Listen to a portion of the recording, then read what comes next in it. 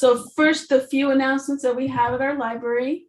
We definitely want to acknowledge that we are on Ohlone land, and this is the unceded ancestral homeland of the Ramaytush Ohlone peoples, who are the original inhabitants of the San Francisco Peninsula. We recognize that we benefit from living and working on their traditional homeland. As uninvited guests, we affirm their sovereign rights as first persons, and we pay our respects to the ancestors, elders, and relatives of the Ramaytush community. And now I'm going to throw in a link in the chat box that will get you to all sorts of great reading lists about first person culture and great websites that you can donate and news about land rights information. Here at San Francisco Public Library, we're celebrating More Than a Month, which is our version of Black History Month. We started at MLK weekend and run it all the way through the end of February. And we're so fortunate to be able to commission and get amazing artists to work with us every campaign. This gorgeous work is by Tiffany Conway. And you can see the actual painting at the library, main library, as well as a ginormous mural when you walk in to the main doors. It's gorgeous. The overall theme for Black History Month is Black health and Black wellness.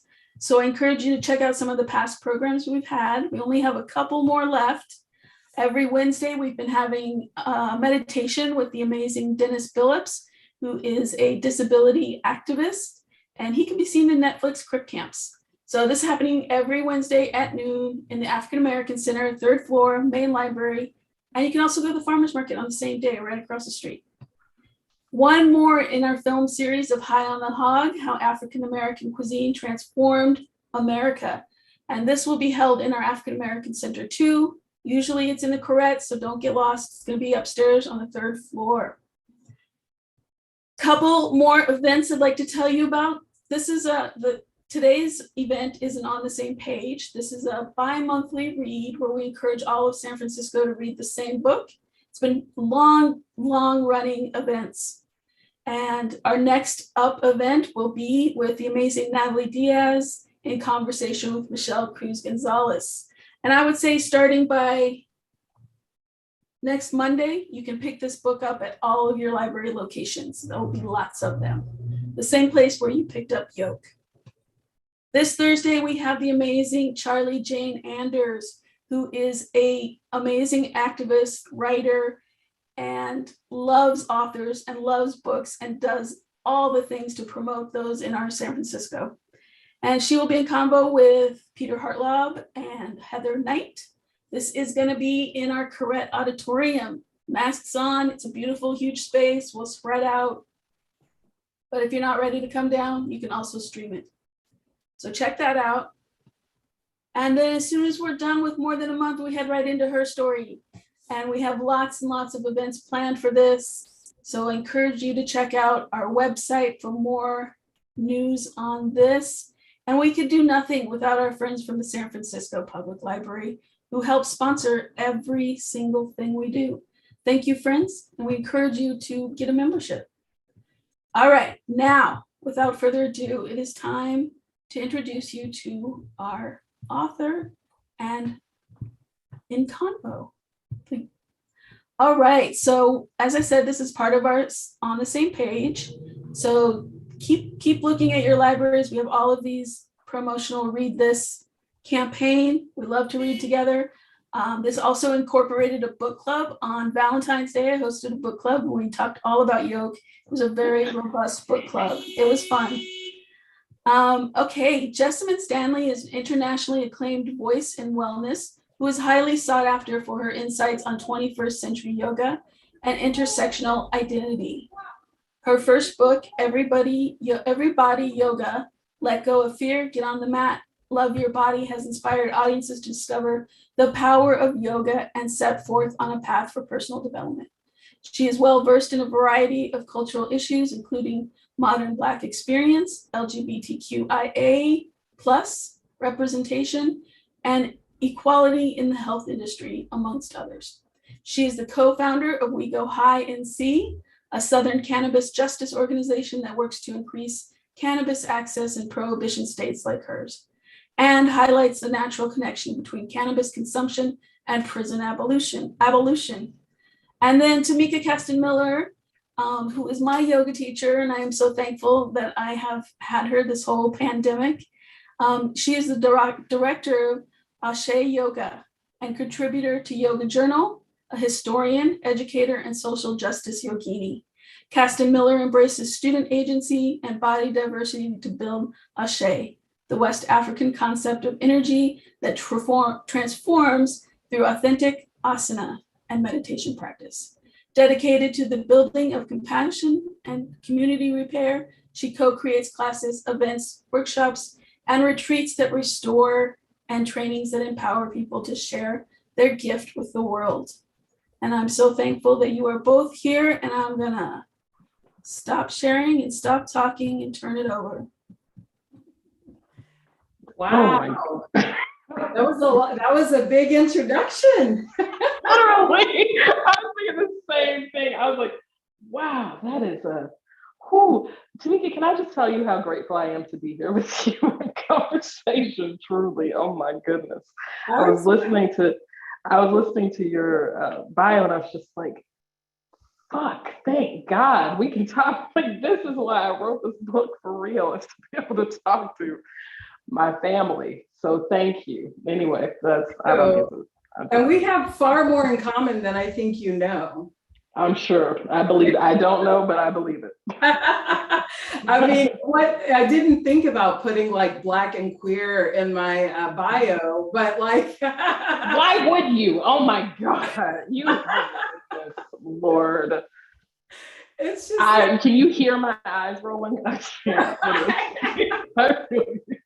I know. I'm like, does that go next to the ERYT 500, like Black and queer, like? Literally. Wow, can identity just be? Oh my goodness. Wow. Yeah, I feel you. I'm so happy to be in this conversation with you, because we actually sit in two different generations. And so you're in the generation of, I'm going to say my truth, I'm going to speak my truth. Please. And I'm in the generation Gen X of like, we're just going to steal our way into all the spaces. And I think millennials are like, I'm going to bust down the door and I'm going to come in there and I'm going to just occupy space. That is exactly right. That is such a beautiful way of describing that. But the thing about millennials is that we idolize Gen X, but we like can't admit it. Do you know what I mean? Where it's like, there's this thing of like, because millennials, we kick the door open because we think we know fucking everything. And really we're like just wandering our way out of a paper bag like everybody else. But I distinctly recall, like when I meet friends now who like, we're just meeting at this stage in our lives, and they say that they're like class of 98 or class of like 2000 or something, I'm like, oh my God, like y'all are like that it. Like that whole time that was my age of idols. So I'm gonna stand in that. It's like the whole Super Bowl halftime show when everyone's like, that was my generation. It's like, no, I was literally in the club. You're like, I was watching my cousin come home from the club. You were at the club. And I feel it seems like these last few weeks have been very tuned out of what's going on in the world, which I don't know why how it's even possible to do that nowadays. It's wild to me, but it seems like there was a response from Gen Z to the Super Bowl halftime show of people being like, why, like, who are these artists for? Like, who would be into this? Or like, this is for old people or something like that. And I was like, wow, is that really, really art? I love this variation of experience with all that. Anyway. I also love this fake ass argument. Like, who cares? Oh my God, literally. It's just boredom is so interesting. The whole concept of it is fascinating. And the way that we show up as a result of it. Yes.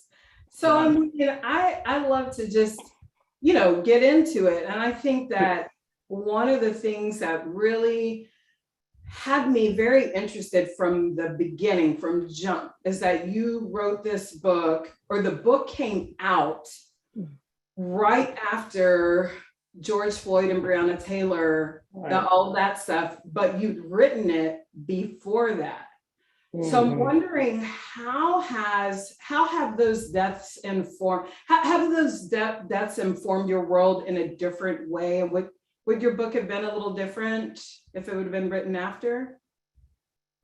No, I doubt it, because I feel like, frankly, the summer 2020 was so weird to me in the sense that, like, it was the first time that racism was a popular topic to discuss. It's like people were, I think that before that, it was not quite as trendy. And I felt like, why does it take public lynchings for anyone to give a fuck about something that is literally embedded in the fabric of not just the United States, but our entire world?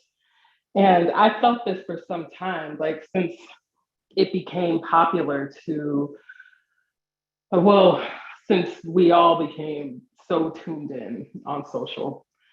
And everything that I wrote in the book is, I feel like, are unfortunately timeless themes, because it's so hard for us as a people to accept the ways that we are harmful to ourselves and then the repercussions of that. So I really, like, when I pitched Yoke, well, first of all, I knew that I was going to have to write this book while I was writing Everybody Yoga, because I knew that Everybody Yoga was really just a very small piece of what it is to practice yoga. And it's really like, you can kind of skip it. Like, if you like, you don't have to practice postural yoga to ever be practicing yoga. So I was like, there's gonna be a need for a discussion of something deeper. And when I first pitched it, I was thinking that it would be, I think, a little bit more me telling people what to do. I think that I am, so much of this, so much of writing this book was pure practice for me, the whole thing, I suppose. But the experience of really having to, like, look at myself and reflect the truth of myself to myself in order to get something on the page. I think that I don't feel differently about any of the, especially anything related to race and or the impact that the martyrdom of George Floyd and Breonna Taylor, the impact that that had on this world. To me, I was like, I hate that we had to lose more people, but this is not the first time that this shit has happened. And I mean, maybe that comes from growing up in North Carolina and never having any other, like, that's one thing that I appreciate about the South, is that there's no bones about racism. Like, people are not pretending that it doesn't exist or trying to intellectualize it or trying to make it like, no, we fixed that, we figured that out. That's recently I have relocated to the Bay Area, actually, and it is so interesting to me the way that all topics of marginalization are approached here. It's interesting. And I think that there's, in any kind of progressive area, there's always like a little bit of subterfuge, like a little bit of deciding how we're going to talk about it. And then there's all this stuff that lives underneath that we don't talk about it. But that doesn't really exist in North Carolina. I think that we're living the shadow of Jim Crow is way too heavy to do that. So that has made me kind of always feel like yeah, we gonna talk about this. Right. And yeah, I'm gonna let that sit there. And you're from North Carolina. I am from Texas. Fuck yeah, absolutely. So, what part of Texas? Thank God I'm in Houston, Texas. Okay, that's a very specific identity. Like It if is you're from very, Houston, yeah. it's very different. It's very much like, look, we run like it's minority Yes. strong, it's immigrant strong, but also, you know, it feels really different to be here. And sometimes it feels like, where are we? Like, what is happening in the world around us? And you know, there's so many cultures that are just willing to coexist with one another. Black culture, LGBTQ culture, you know, and there's no such thing as a neighborhood that doesn't have a minority in it, or a majority strong neighborhood that doesn't have a minority in it, or vice versa. So it just feels kind of like a little pocket of the world that makes sense a little bit, but then we remember we're in Texas. So then there's always that. And I mean, I think that could be said for like literally anywhere in the United States. It's like you can be in the most progressive, most inclusive place. And literally, if you drive a good 200 miles in any direction, you'll find a different opinion from that. Like literally anywhere. And I appreciate about the South that people are upfront with it. You know what I mean? Like, I think, it's a Confederate flag, you know, like, yeah. I'm like, please let me know where you're at because I won't be there. But don't say that you do. Like, don't hold a Confederate flag on your spirit in your heart. And then I don't know. And now I'm out here trying to live my life, but then you want to act crazy. So anyway, yeah. It's so much more confronting because I do not trust it. I don't trust it when places feel too progressive. I'm like, I'm going to need you to show me your racism or your homophobia. Like, I need to know where it exists to feel okay. Literally. Yeah. I feel the exact same way. I cannot even tell you. Now, is this the voice? You referenced voice. Is that the voice? What is that? That is the voice. That is the voice. The voice that says, wait, are we talking about the Confederate flag on your spirit? Because I do feel like the voice speaks that. But the voice, the voice is your intuition, the voice is your gut, the voice is your ancestors, the voice is you yesterday in a previous multiverse. Like, it's the voices that sound that sits at the very heart of you that will absolutely steer you wrong. Sometimes I think we don't go with our gut because we're like, that could be the wrong choice. Everything is the wrong choice. Eventually you're gonna slip on a banana peel, like it's coming. But the voice inside that knows what the next step is, it's hard to hear if you are listening to other voices. Like if you're really tuned into community and listening to what other people think. And even honestly, those voices are so loud that you can like play them on a tape on repeat in your head, and then you think that voice in your head is the voice. But the voice is like something that I had trained myself to not listen to not be tuned into, for sure. And it is a practice. Well, I guess I did kind of a like slapdash, like shitty job on actually not listening to the voice because I have come back to try to listen to it. But I feel like it's every day returning to the practices, many different practices at all times, and just trying to receive the wisdom that is currently flowing through this particular meat suit. Yeah. I love what you said when you were saying that you let that voice guide you through the practice after having been in a Bikram practice and then being at home with yourself and allowing for the voice to guide you through the poses. Sometimes maybe you didn't get all of them right, but that voice was your guide, the voice was your teacher.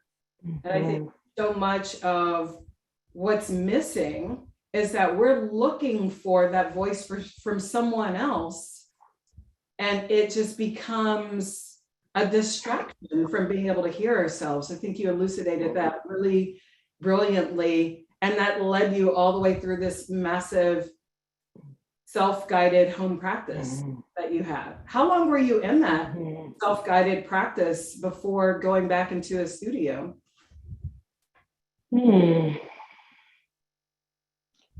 I don't remember, but however long it was, however long until I could afford to go to a class again. Wow.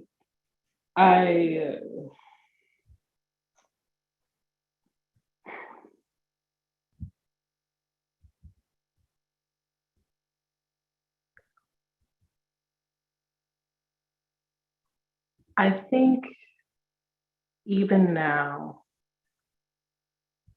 I'm constantly trying to return to the voice, just trying to listen to the voice and allow it to lead me, not just when I'm physically on a yoga mat, but when I am living the yoga of everyday life, which is something, I think I must have said this in Yoke, the concept of yoga not just being something that you practice on a yoga mat, but that it really is ultimately every moment of this life is yoga. And excuse me, I think that you're right. I think that we are so hungry to let someone else take the wheel, to let somebody else lead, that we will seek forever to find the right teachers or the right beings who can lead us or guide us. And I think that anytime that we follow other human beings, we're just following in a circle. Like we're just gonna go, you'll follow another human being off a bridge, which maybe that's your yoga, so walk off a bridge. But I do feel like there's a leadership that comes from inside yourself that transcends what another human being can offer. And that even in the most intimate practice with a teacher other than the teacher that lives inside you, that they're just holding space for your teacher to come out. So I think that that is what has been so crucial to me about the home practice though, and maintaining it regardless of whether or not I can go to studio classes. And it's probably why there have been periods in my life where I've like consistently gone to the same class or like sought out, and there are some teachers that I specifically seek them out to practice with them, especially online. But I've always been kind of like, I'll go to this class or I'll try this style, I'll do this thing, whatever, because ultimately like the teacher that I need to hear is the teacher that lives inside me. And the more time that I spend focusing on what another human being is doing, the less time I'm spending actually uncovering this teacher. And that's for today. And there's times when like there are people who you need to hold it down. But like, I think for me, it has always been about even when I started practicing yoga when I was in my early-ish 20s. And it was not my first time going to a yoga class though. I first tried yoga when I was in high school. And that experience, I think at that point in my life, I was the most interested in being like everybody else. And I remember going to the class and just feeling like I can't do this at all. Like I can't do what everybody else is doing. I don't know, I'm not finding any of these shapes in my body. Like the breathing is impossible. it was hot yoga, so the heat in this room is like going to overtake me. I was so consumed by the aesthetics of it and by the getting it right and feeling at home in it, and like being like trying to see myself as part of the flock.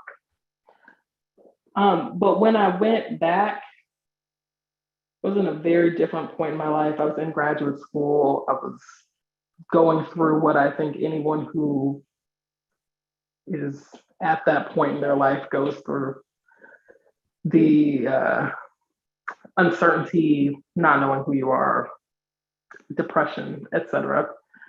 And at that point, I didn't need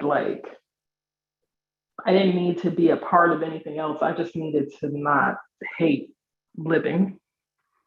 And that experience of being able to listen to myself, it was not like there are amazing teachers that I had during this time period, but they were making space for me to actually receive myself, which was something that I had never even thought of as like a thing to do. I think it's really interesting that we go into this practice for some sort of bodily liberation, be it for feeling better in our bodies or actually having our body feel better, sometimes both. And then we're looking to be guided. And there are like two possible things that happen. And one is the teacher's like, yes, I'm guiding you. I'm the teacher, you do the thing. Like, this is what we're doing. I know all the things and I'm your guru. Come follow me. And, but then there's also that teacher who makes space for your inner guru to come out, or your teacher to come out. And I think that one thing that's really plagued yoga is this world of folks that are trying to guide people so hard that they do not give space for the inner guru to come through. That is it. That's exactly right. But how does that come through when we have imposter syndrome? One of the things that you talk about a lot in this book, you began with it, you ended with it. My favorite and most relatable moment in the entire book was the very first chapter where you had the typo of Yoke. This happens like as a Black woman, as a Black human, we have been told over and over again that we have to be twice as good as everyone else. And I think that this fuels the perfectionism that is pervasive in our world. And this is why we have all these degrees and all of the things, right? And this is why when we are well-spoken people, we want everyone to know that we're well-spoken people, because we have the weight of proving to the world that not all Black people fill in the blank, right? And then there's this published book, this very public moment where your brain worked faster and nothing, and all this got through your editors. First of all, I blame your editors. Oh, Lord. What is your sign? Are you a Gemini or something? Are you I'm a Capricorn. Of course. Oh, I knew it. Oh, hell yeah. I'm so sorry. Please continue. Oh my goodness. Absolutely. You better lay judgment. You're like, okay, so first of all, anyway. No, I'm going to lay down. I mean, Capricorn, Scorpio rising, okay? So absolutely. Yes. Oh, I love that. That was not your fault, okay? So anyway, this very human moment of you having a mistake of the freaking homonym, Yoke, and which, by the way, was a teachable moment for people everywhere that can happen, and that we need a second pair of eyes. Lord, many pairs of eyes. So many pairs of eyes saw that and let it go. It happens. It had to happen for this. You know what I mean? Everything is happening on purpose. All things on purpose. Now, I will say that a Capricorn would have said, I did that on purpose to, evoke a response. I believe that. I fully believe that. I am a Cancer sun, Cancer moon. I'm a professional martyr. So I would be like, no, it was my fault. 'Twas mine. You shall not, I shan't let anyone else, no one else. Everyone's like, it's literally not your fault. Please stop. And I'm like, no, it was me. Anyway, For those different perspectives. For those of you who do not know, Cancers and Capricorns are at opposite ends of the astrological spectrum. So while Cancers will self-flagellate over that mistake, Capricorns will explain it away. We'll act like we did that on purpose. We'll be like, that's what you get for being judgmental, instead of seeing the point that I was trying to make in this.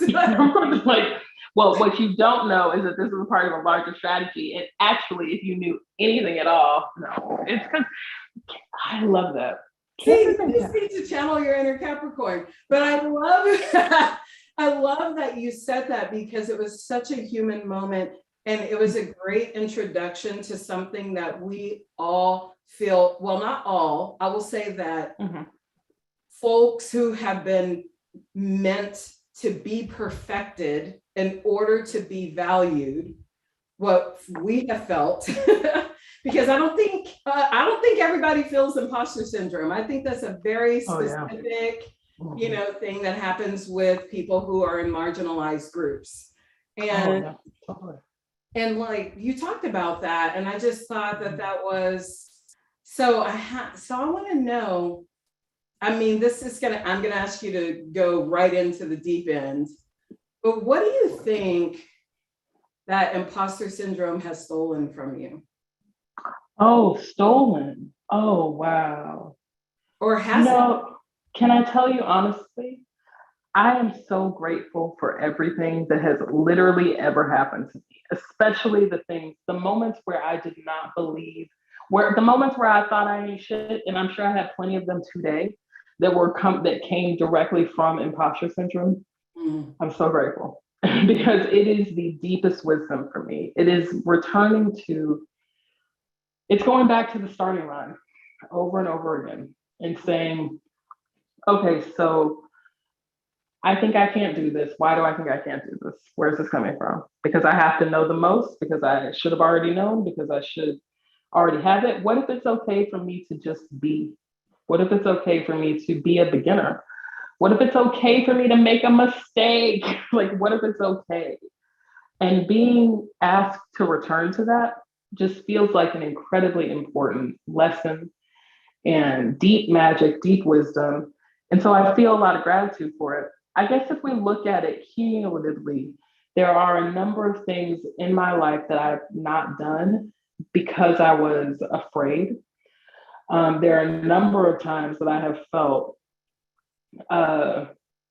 just in a deep, even when I'm doing something that I feel called to do, that I have experienced like deep spiritual agitation out of fear that like, I'm not doing it right. I don't know what I'm doing. Like, this isn't right. Or I don't deserve this. That's a big one. I don't deserve this.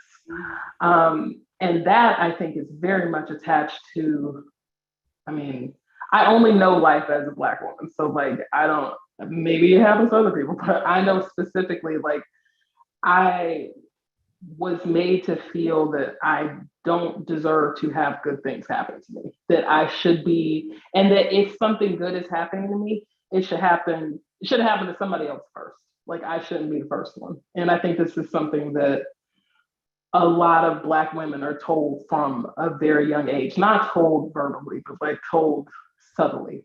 It's in the details. And so in that sense, quite a lot.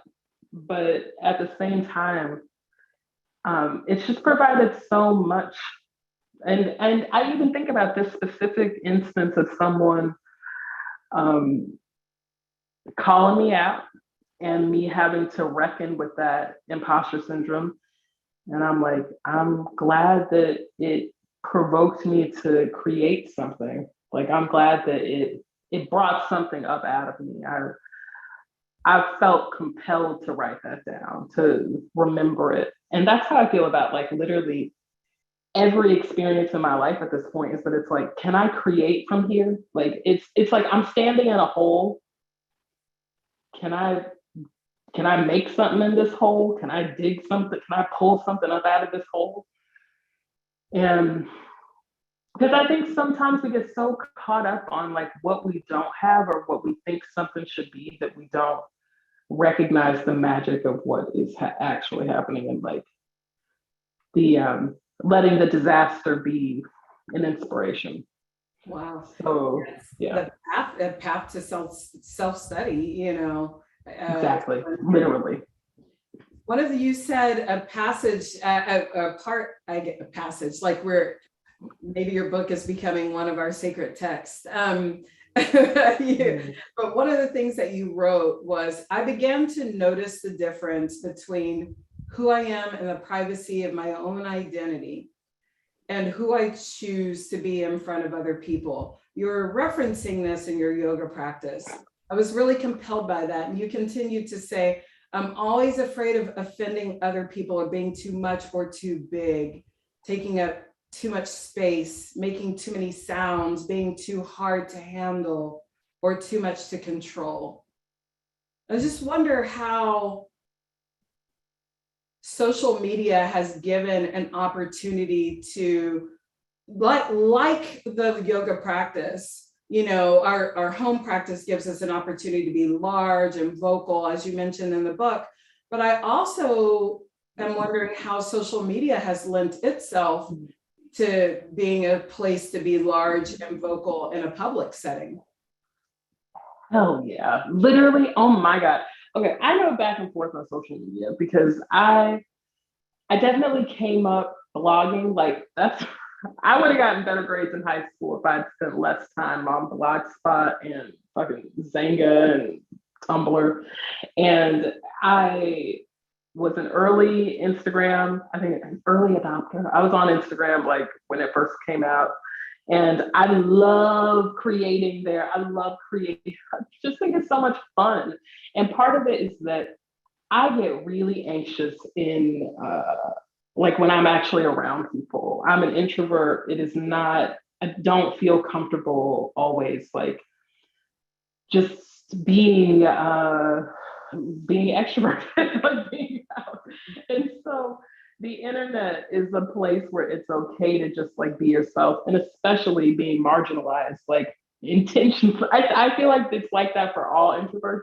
But then if you're a marginalized introvert, you're like, okay, so really where do I fit in? Where can I communicate? Where am I allowed to exist fully?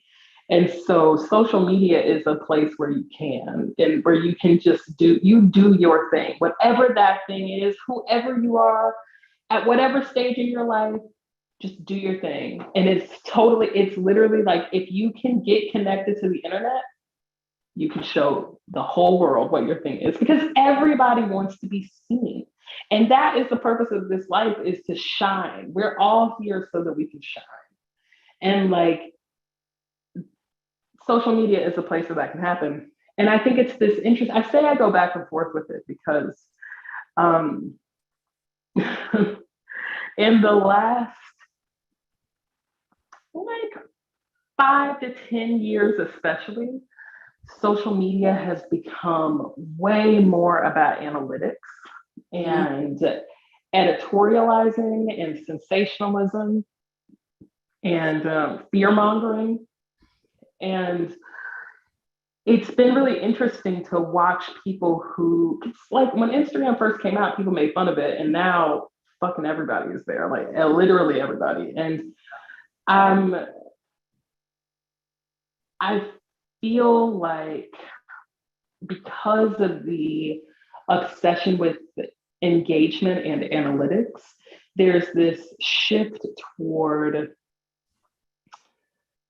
cattle culture, like comparison culture, like everybody just trying to fit in and trying to do the right thing and and get the right answer and be like everybody else, when really low key, even to this day, the whole idea is still just do your thing. just be yourself, be your loudest, be your most obnoxious self. That is what the people who you love on TikTok are being their most obnoxious self, like whatever that thing is. And like, everybody has that. And we try to pretend that we don't so that no one will leave us, so that people will love you. And you don't want to be too big, because what if nobody loves you? Like, what if you say the wrong thing? Then nobody's going to love you. But if you love you, and if you think that what you put out into the world matters, and that your light is meant to shine, it doesn't really matter what anybody else thinks. And then inevitably, everybody else is like, thank God, now wait, so I can be myself, I can be loud too, I can do my thing. It's a cycle. It's like we all have to be a part of this this larger experience of us accepting ourselves. It's really a missed opportunity for folks that use social media to be someone else, unless maybe that's their shadow self or something they're trying to show. You know, I feel like there's like, I mean, there's a place always a twist to it. Yeah. There's a place for that. But like, if you have this opportunity to be the you that you love, the you that you maybe don't feel comfortable being in a public setting in person, but you can do that with social media, you know, people are missing it. They're missing the opportunity because they're too busy showing Saturday date night, you know, and making sure the font is pretty and all the, you know, this has been my biggest like critique lately is all of the new reels. And it's just like humble brags for, you know, a minute. And I'm just like, you know, there's so many other things. Like, I don't want to do dishes with you. You said it. I don't want to. I know this is an unpopular opinion, but I don't care. But I do want to know, like, you're an avid Capricorn. Like, I'm like, what is your moon sign? Because this is amazing. It's so perfect. I think my moon is Sagittarius. It's either Sagittarius or Aquarius. I always miss the two. Okay, literally, first of all, I always think of Sagittarians and Aquarians as being the two of the astrological signs that care the least about astrology. And I love so much that that's probably your moon sign. And you're like, yeah, I don't know, maybe it's one of those. I'm like, it's because of that. God, I'm like, yeah, moon, whatever. I feel like you're Sagittarius moon. I'm so curious. You could be Aquarius moon. You know what? You more than me. I'm just like, I will send it to talk you. about it later. Thank you. Yeah. We can be co-star friends. Dope. Thanks. Well, you have an entire chapter dedicated to how much you love and how much tarot and astrology and all of those things are part of ritual for you. I think, you know, I was looking at some reviews of your book and people are like, that has nothing to do with yoga. I'm like, you missed the whole point of the book. The whole point of the book is that yoga it's all yoga. Like you miss. They're like, I'm so sorry. I know about yoga and this has nothing to do with it. I love that. Like, that's so yoga. Yoga's, you know, where you like lift your foot and you put your hand around your foot. And it's like, actually. Well, I'm like, sure, that's their yoga. You know, it's to have that experience. I'm like, sure, I guess that sounds great. I find it to be very helpful to be able to tune into it's trying to listen to the voice. Like listening to the voice is very hard because there are so many voices that are distracting. And pulling cards and wearing crystals and like clearing the energy like with herbs and doing all of these things are not just journaling.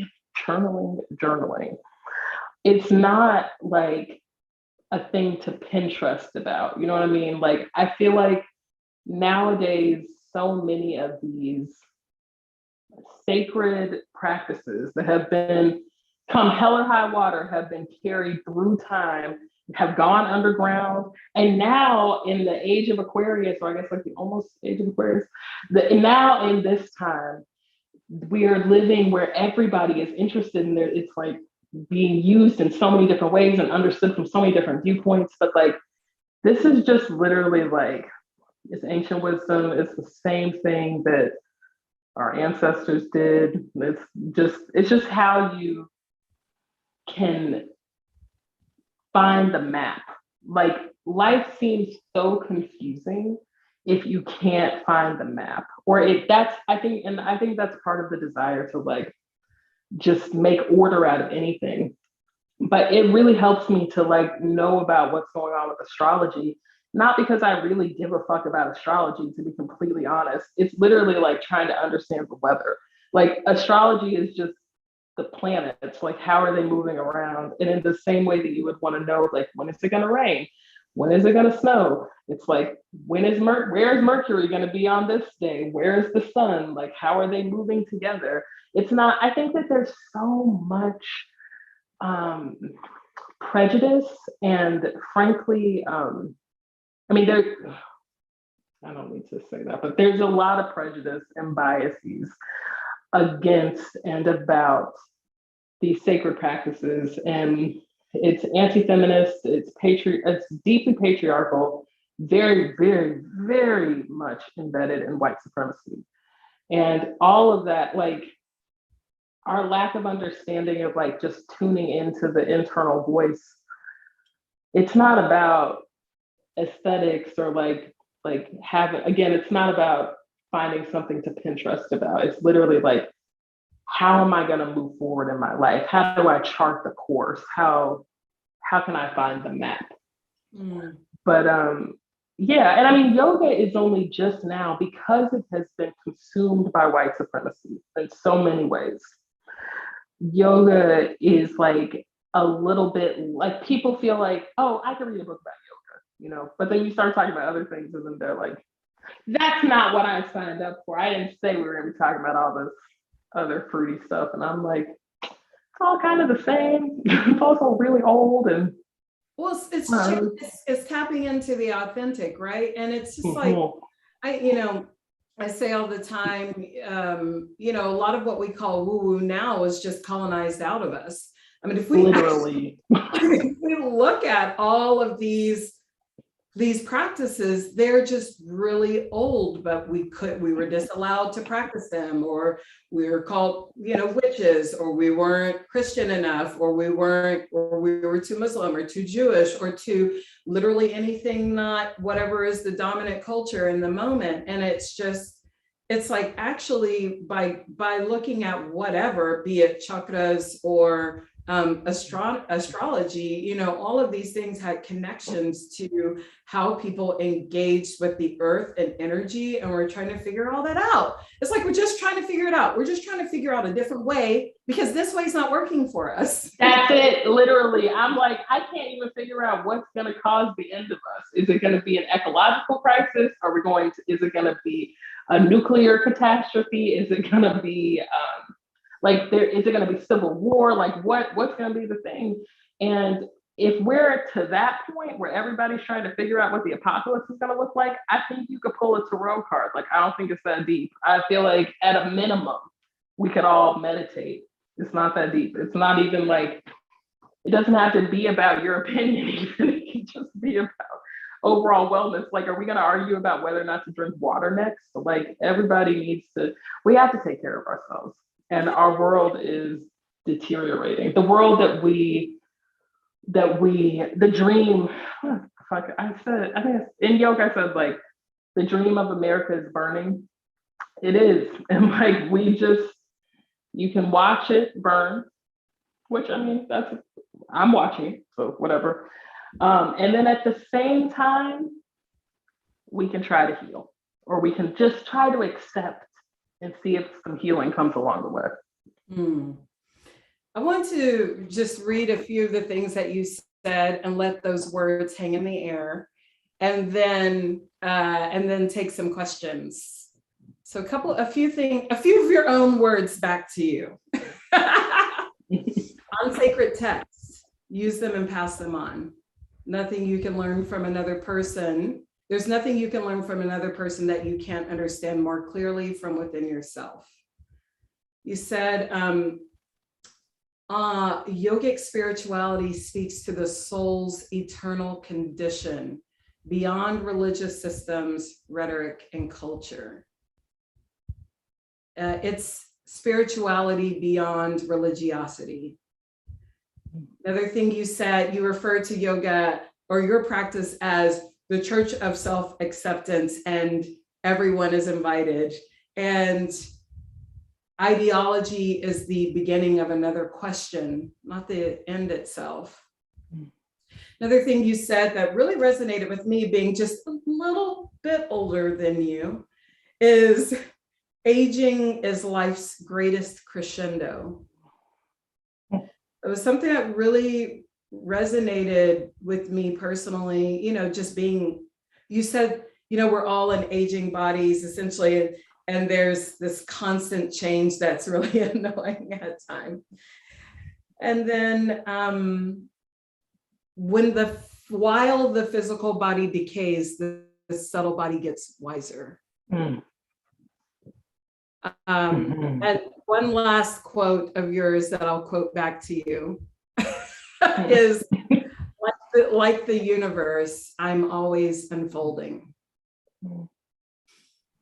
We are all each our own little universe, just a fractal of this bigger thing.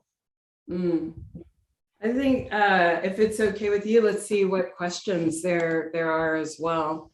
I saw the little Q&A button highlighted, but now it's not there. Let's see. Your question, whoever answered, are you a poet? Oh, it's already been answered, so we'll leave that question. If there are any other questions, now's a great time to put them in the Q&A, raise your hand, do the thing. But definitely in the Q&A, now is the time to put them in there. I was really, while they're loading them, we have to talk about the yoga journal debacle. Oh, because as you know, I'm a contributor to Yoga Journal, which I think is so disruptive in so many ways, because I am a very full-figured, older Black woman with natural hair, with dreadlocks. And I don't even think that Yoga Journal even knew that like the Yoga Journal of yesteryear would have even considered having this in their magazine. Oh, definitely not. Like, not at all. Well, and also, I still haven't yet made the magazine. It's just the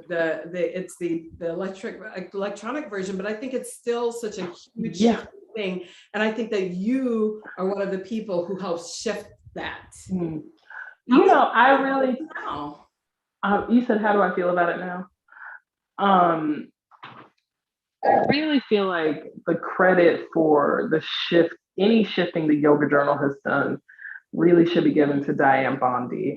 She has been out here literally, she is how when I first started practicing, well, no, this is actually not fair. So sometimes people are like, oh, like, how did you, like, some variation on like, why would you think you can practice yoga if you're fat and Black? And I'm like, I saw Diane Bondi like a long time ago. She has been out here doing in the public eye, doing her thing, so consistent. And I know that she was up Yoga Journal's ass for years about all of this. And I really feel like it's so much of what I have been able to do is because of Diane Bondi specifically. So that, just to say it. But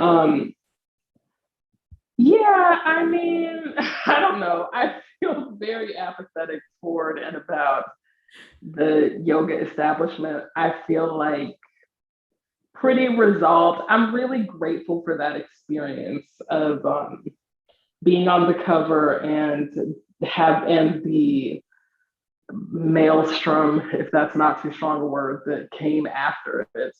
I feel like, and actually, because it's happened a couple times now with like being on the cover of something like where people will have a lot of you get to see how people really feel about stuff whenever you are provoking, whenever you're forced in their face. And I don't prefer being a token. It's not my favorite position to be in this life. And yet it has happened to me quite a bit. Like there are a number of situations prior to all of this everything through schooling. I grew up in a predominantly white community. Went to a predominantly white all-girls boarding school for high school. Like I was one of very few. I was the only non-white guy on my college radio station's board. So like it was like me and 6 white men like battling often about a variety of things. I don't know, like I had a lot of experiences prior to this of feeling like there's more at play here. And even now, like with branded deals and with large scale campaigns, there's still this thing where it's like, okay, I am the token here. That is what this is. And then I think like, who is going to see this and be inspired to be themselves? Who could be, even in this situation with Yoga Journal, where like what ended up happening was kind of the question came up of like, is Yoga Journal really being inclusive or not? Like even being a part of that question, I'm like, that's an important dialogue. That's something that we all really need to reckon with, and not just in the yoga industrial complex. So I don't know. I feel I don't know. It just is. I think that's what it is. It just is. And there's no good or bad. It just is. Well, and hopefully, I think one of the things that we can look at is you and I have both been tokenized, in our lives. And also I think that there's something to be said for like using the Diane Bondi question, seeing her as like the only Black full figure woman. I use full figure because I'm Gen X. I know that's not oh yeah, absolutely. But I didn't see her as a token. I saw her as me, and that's it. Yes. Yes. It's important. Someone's got to see that, I know that we are close to time, but there are 3 questions that I'm hoping, if it's okay with you, that we ask. One was, do you have a dream practice? And if so, what is your relationship to your dreams? I mean, the answer can be no as well. Like that's a deep question. No, I don't. So I don't have a deep relationship to my dream practice, to my dreams. I don't have like what one would call a dream practice, but I have noticed patterns in my dreams over the last couple of years, especially. And I remember that there was a period where it seemed like everyone was having horrifying dreams. Everyone that was close to me and me were having the scariest dreams. And this was like maybe right before the pandemic was known to everybody, and like maybe mid like 2020, like end of 2020. And then more recently, I have not been dreaming that much, or at least I'm so invested in the dream, I'm embodied that I don't recall it when I wake up. And it's been that way for quite some time. And that is a marked difference, because there was a point in my life where I would remember my dreams, but every morning I'd be like, this thing happened and this thing happened, and they're directly related to this thing. I've never really been that into recording my dreams unless there's something that I am so struck by that I don't want to forget. But watch, now I'm gonna remember my dream tonight. Yeah. And if I do, I'm gonna write it down, and I'm gonna note the big chunks. We're gonna check in. I appreciate whoever asked this for that. Thank you. We're gonna check in with your socials tomorrow to see if exactly, that was literally valid. Oh yeah. Hello.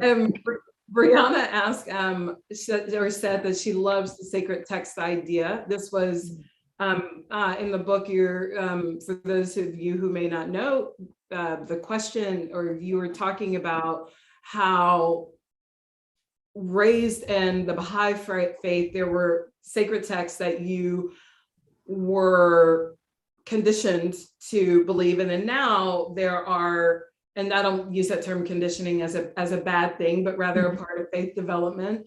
And then of course there are all these texts, but now it's, well, I can create the sacred text based on what I believe is sacred.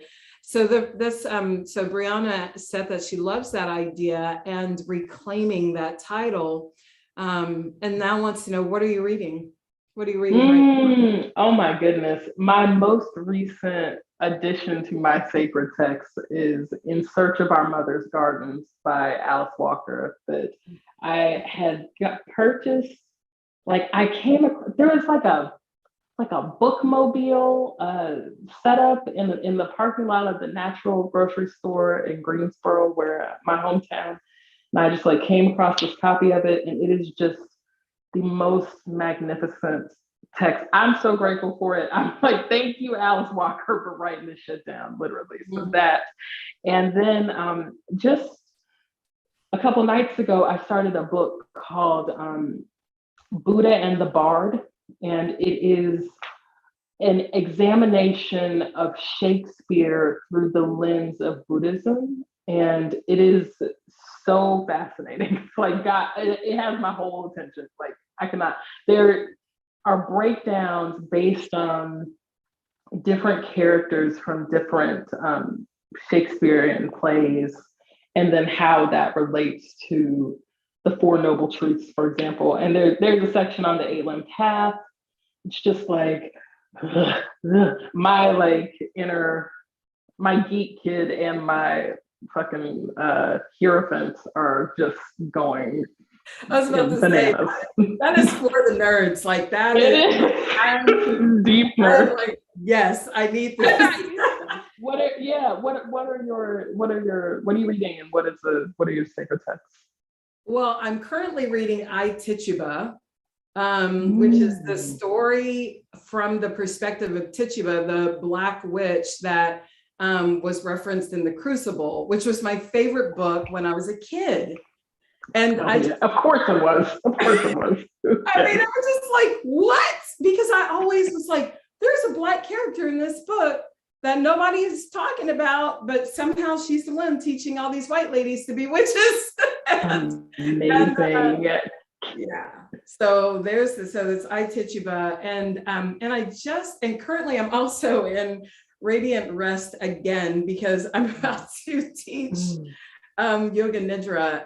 I guide you. I'm a Yoga Nidra guide as well. And so just like having Yoga Nidra talked about from a Black woman's perspective was so affirming. Even though Tracy Stanley and I are in two very different tax brackets, but it'll make a difference, man. It'll make a difference. Like very different. Like she lives in Oprah's neighborhood, you know what I'm saying? So we've had some different experiences, you know, but but truth is still truth. But I'm just saying, you know, it's still nice. It's still nice. But thank you for asking. And there's one final question. There's one, and I love that this is the final question. This is beautiful. Does this work in life you've built for yourself feel like your calling? And do you believe in a calling? I do believe in a calling, and I do feel that this is my calling, mainly because I wouldn't have picked it. So like I did not want to be a yoga teacher. Like even now, I don't like calling myself a yoga teacher. I just do it because it's the easiest way to explain. But I don't feel like it's something that, like I pushed back against it for so long, and yet the universe still made it happen. And like there's so many different, I can't even tell you, it'd be a much longer conversation of like all the different twists and turns that made this literally like the singular path. And I don't even know how I got here beyond just like falling down and getting back up and falling down and getting back up. And who knows where this path is going to lead. And I don't think that anything is forever or like that we're always meant to do anything. And this has been a really incredible way to live this part of my life, really, truly. And I do think that just existing ultimately is all that yoga is. And so I intend to keep practicing yoga for as long as I'm meant to. But I don't pretend to know the way forward. I'm just going with the flow. It's that beginner mindset, Always. right? Every day, like starting again. I hope that we're all tuning into the voice and we're all unfolding at any given time. This has been really awesome. We didn't get a chance to talk about like your Baha'i faith and or your relationship with cannabis or so many things. So I guess they're gonna have to read your book. Yeah. So it's in the book, but also like you can follow me on social media, and I'm literally talking about all this shit all the time. So you find me at my name is Jessamyn. Follow the underbelly at the underbelly yoga, and it's all in Yoke, my yoga of self-acceptance. Which can I also just say that being on the same page book is like one of the greatest honors of my life, and being here with you is just the icing. It's like the icing and the cherry and all the accoutrements. So thank you so much. We loved your video saying how much you loved it, and yeah, one of my teammates did come to tears. We were moved. You know, I was moved. we love library lovers too. So folks, I did see questions in there that you can find some answers to in this book, and you can get it at your library or your local independent bookstore. Also, we have it on Hoopla, which you can instantly get right this second, both audio and ebook, and Jessamyn is the narrator. So I love when that happens too. Thank you both, Jessamyn Stanley, on the same page author, Tamika Caston-Miller. Thank you so much both for being here, and we'll see you again, library community. Love you.